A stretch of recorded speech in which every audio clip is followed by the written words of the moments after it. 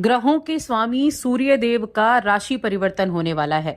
गुरु की राशि धनु राशि में सूर्य प्रवेश करेंगे 15 दिसंबर 2024 को, और ये इस वर्ष का सूर्य का अंतिम गोचर भी रहेगा।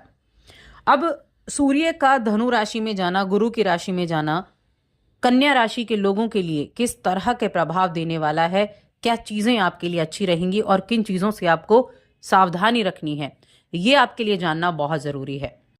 जय माता दी दोस्तों, आप सभी का स्वागत है हमारे YouTube चैनल अमृता एस्ट्रो में। और इस वीडियो में मैं बात करूंगी कन्या राशि के लोगों के लिए सूर्य के राशि परिवर्तन के प्रभाव के बारे में। तो जैसा कि आप सभी को पता है कि सूर्य देव हर महीने राशि बदलते हैं। जब किसी अच्छे भाव में जाते हैं तो उसके रिजल्ट आपको अच्छे देखने को मिलते हैं। जब कोई योग बनाते हैं तो उसके रिजल्ट आपको देखने को अच्छे मिलते हैं। लेकिन अगर वो पीड़ित हो जाएं या नेगेटिव हाउस में जाएं तो उसके प्रभाव भी उसी तरह से देखने को मिलते हैं।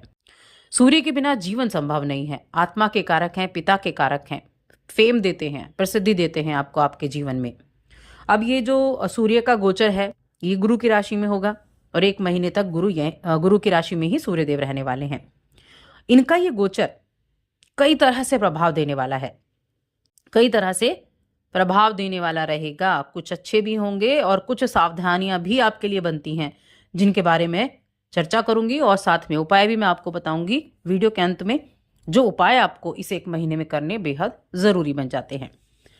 तो देखिए, कन्या राशि की बात कर रहे हैं तो यहाँ सूर्य देव आपके 12वें घर के स्वामी हैं और अभी आपके 4थे घर में आ रहे हैं।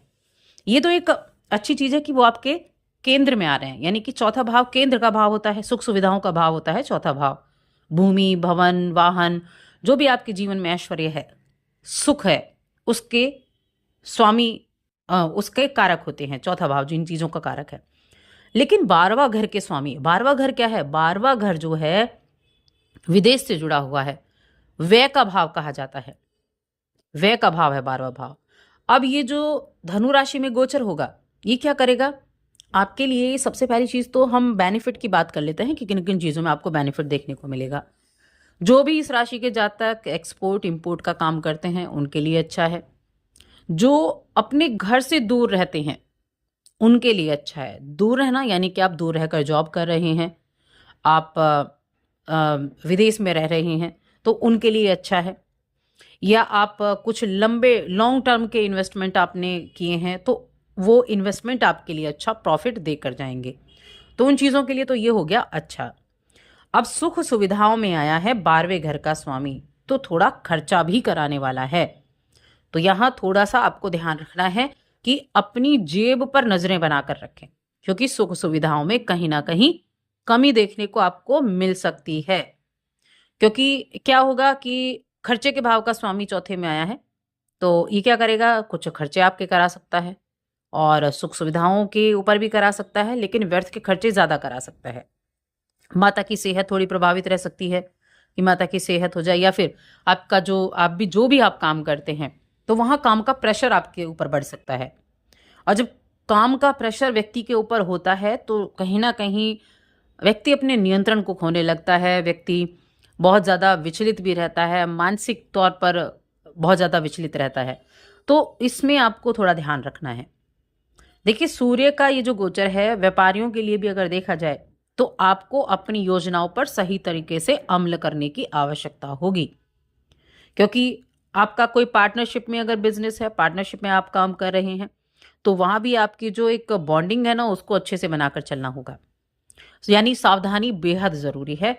आपका काम काज जो भी है उसमें सावधानी के साथ आपको काम करना होगा। यात्रा वगैरह आप करते हैं तो यात्रा में भी आपको ध्यान देना है।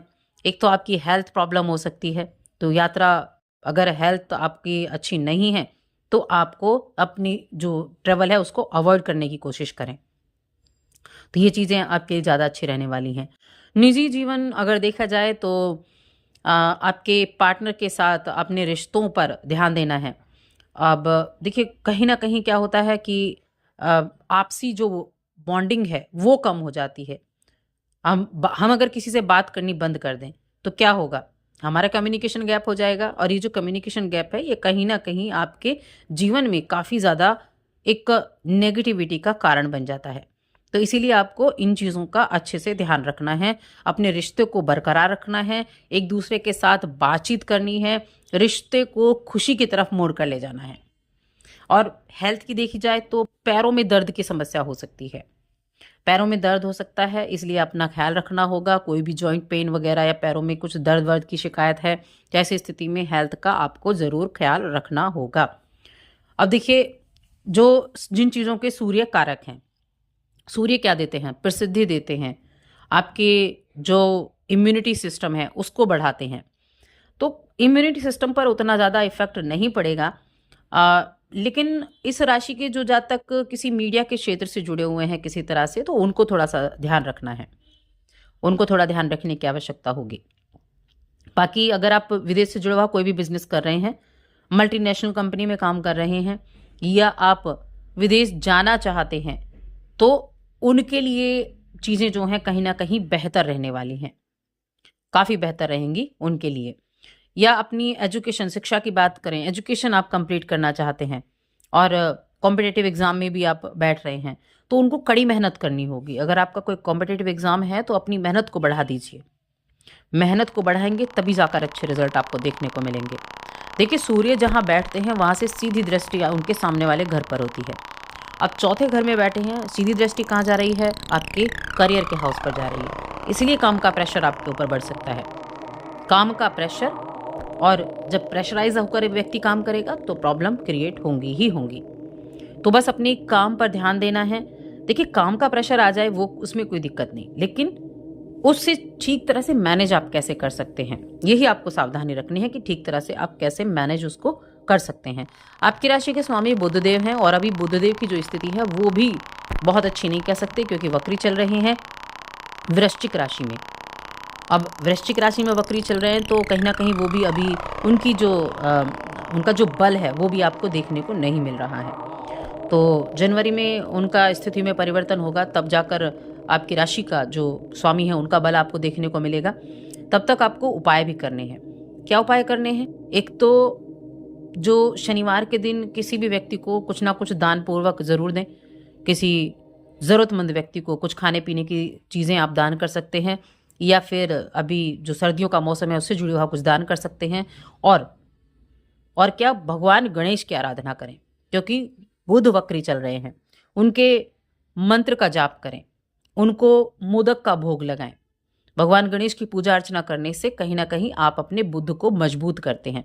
और जब बुध मजबूत होंगे, जब बुध की स्थिति अच्छी होगी और आपकी कुंडली में भी अच्छी है, तो जी ये इनके परिवर्तन, इनका जो प्रभाव होता है उसमें भी आपको रिजल्ट देखने को मिलता है। तो बस आज की इस वीडियो में इतना ही। वीडियो कैसी लगी कमेंट करके बताएं, और चैनल पर पहली बार आए हैं तो सब्सक्राइब ज़रूर करके जाएं।